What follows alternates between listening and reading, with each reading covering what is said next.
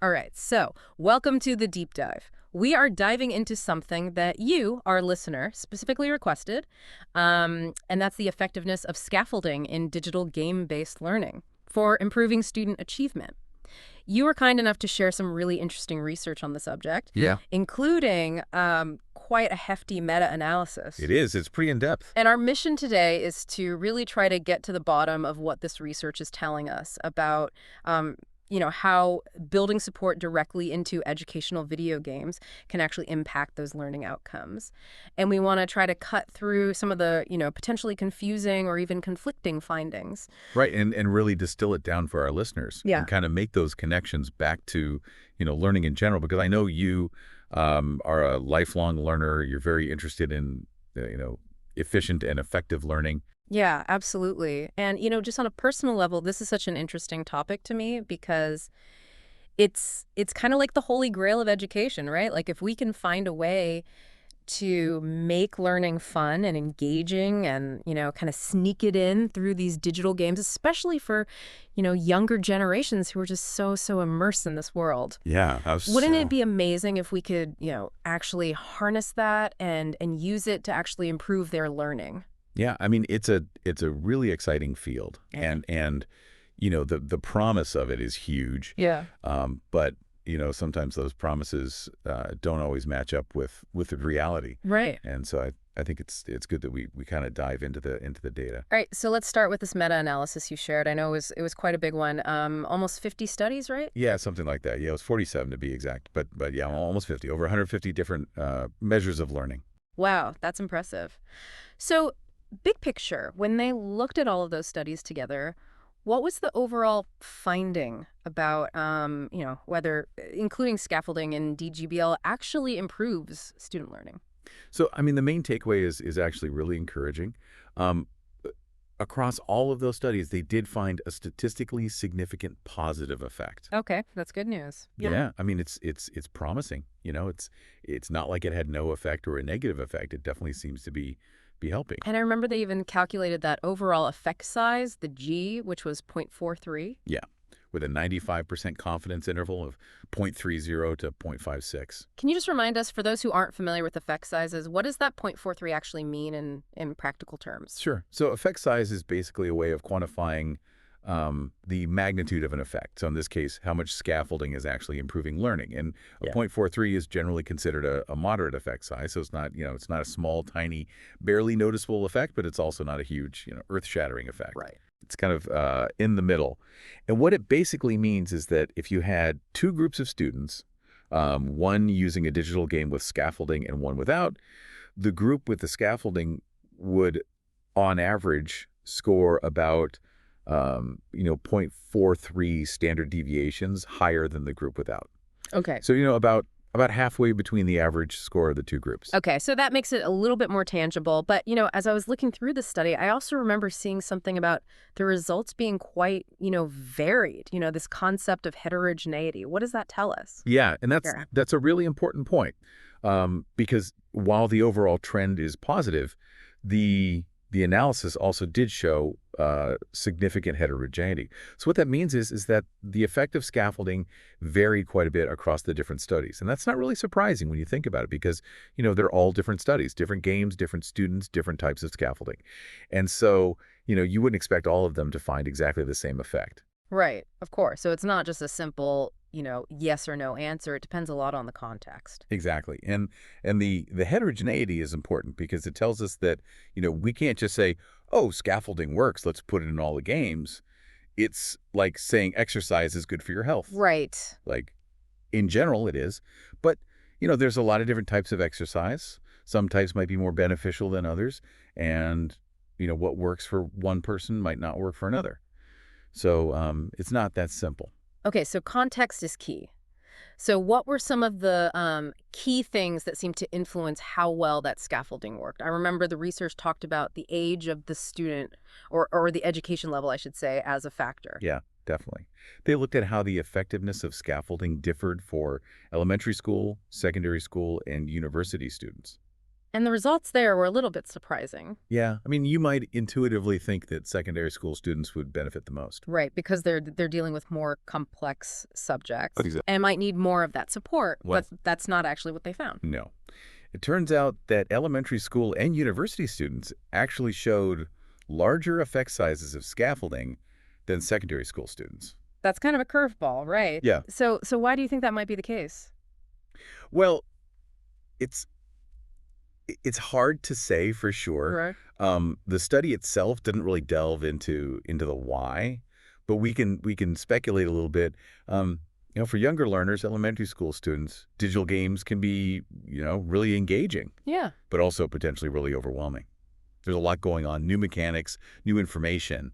And so well-designed scaffolding might be really crucial in those early stages to kind of help them grasp those fundamental concepts. Right. Before they get too lost. Exactly. It's like training wheels on a bike. You don't want to just throw on a bike and say, go figure it out. Right, exactly. And what about for university students? Why might they be seeing a bigger benefit too? So I think for university students, Yeah. the challenge is often, you know, the material itself is often very abstract or Yeah. complex. Right. And so scaffolding within a game might act as a kind of framework to organize their learning, to break down those complicated tasks. Yeah, to kind of guide them through it. Exactly. And to kind of, keep them on track with the learning goals amidst all the engaging, bells and whistles of a game. Right, right. Makes sense. So I guess the question then is, what about those secondary school students? Why might scaffolding be less impactful for them in these games? Because it does seem a bit counterintuitive. Yeah, and again, this is an area where more research is needed. Yeah. Um, one possibility is that for this age group, the sweet spot for scaffolding is just a little bit narrower. Too much guidance might feel restrictive Yeah. or undermine their sense of independence. Right. They want to figure it out themselves. Exactly. They're at that age where they're like, I got this. But on the other hand, too little scaffolding. Um, if the game is designed for more complex secondary level topics, Right. could leave them feeling unsupported. So it's finding that right balance. Right. So maybe it's just a matter of, fine-tuning the design of the scaffolding for that particular age group. Exactly. And really understanding their specific needs and their motivations at that stage. Right. Okay. So it's not just about the age of the learner, though. The type of game itself also came up as something that really mattered. Were there certain genres where scaffolding seemed to be particularly beneficial? Yes, definitely.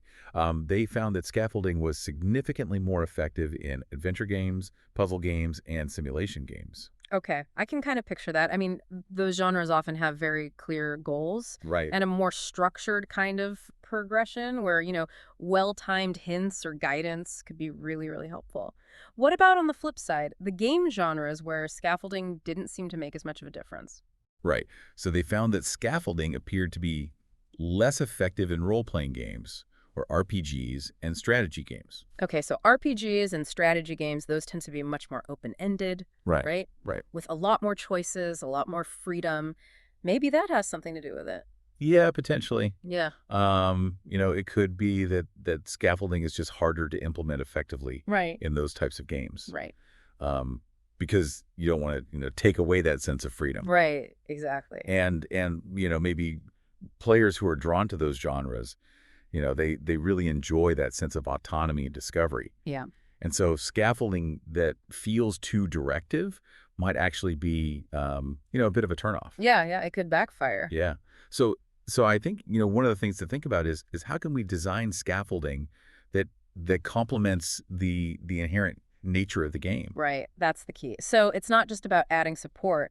It's about making sure that the support actually fits with how the game is designed and what it's trying to teach. And this kind of leads perfectly into what the authors of the meta-analysis recommended for future research. I know they really stress the importance of focusing on the design of those scaffolding mechanisms. Yes, absolutely. Yeah. It's not just about, is scaffolding present or absent. Right. It's about how is it designed, when is it offered, what form does it take? Right. So what specifically did they suggest focusing on in terms of that design?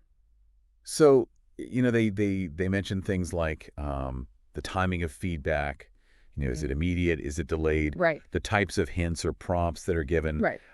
whether the scaffolding fades over time or is it always there? Mm. And also they really highlighted the need to look at how scaffolding influences students' actual behavior within the game. Right. So not just their learning outcomes. Exactly. So, are they actually using the scaffolding? Does Right. it lead to deeper engagement with the learning material? Right. Does it help them develop problem-solving skills? All of these things that go beyond just the final score. Yeah, it's about understanding the process, not just the product. Exactly. So it sounds like what this research is pointing us toward is a much more nuanced understanding of when and how scaffolding in these digital games can be most effective. It's not just a one-size-fits-all solution, right? No, not at all. Yeah. And the meta-analysis is really valuable because it gives us a strong foundation. Yeah. It shows that overall, scaffolding does have a positive effect. Right. But the variation in the results is also really important. Yeah. Because it tells us that the context really matters. Okay, so just to kind of bring it all together, what would you say are the key takeaways from this deep dive into the research? So I think the main takeaway is that, generally speaking, including scaffolding in digital learning games, does help students learn. Yeah. But the degree of that help, that varies quite a bit. Right. We saw bigger benefits for elementary and university students Yep. compared to secondary school students. And scaffolding was also more effective in certain game genres, like those adventure, puzzle, and simulation games. Right. Compared to RPGs and strategy games. Exactly. And then looking ahead, I think the big challenge and opportunity lies in really understanding how to design and implement that scaffolding in the most effective way. Right, to really maximize its impact. Yeah. This has been such an insightful, deep dive into this research. It's so helpful to get this kind of clear overview. Yeah. So for you, our listener, as you continue your journey of, exploring these digital learning tools, think about what we've talked about today. Right. How can educators and learners be more strategic about choosing or even designing games that incorporate scaffolding Yeah. in a way that really makes sense for the specific students and the subjects that they're trying to learn? Yeah. I mean, it's really exciting to think about, the potential here Yeah. and how we can use this research to really kind of push the field forward. And for you, listener, as you think about your own learning interests, what types of digital learning experiences might now seem more promising based on this new information? Really something to ponder, I think. Yeah, absolutely. So thanks for joining us on the deep dive. We'll see you next time. See you next time.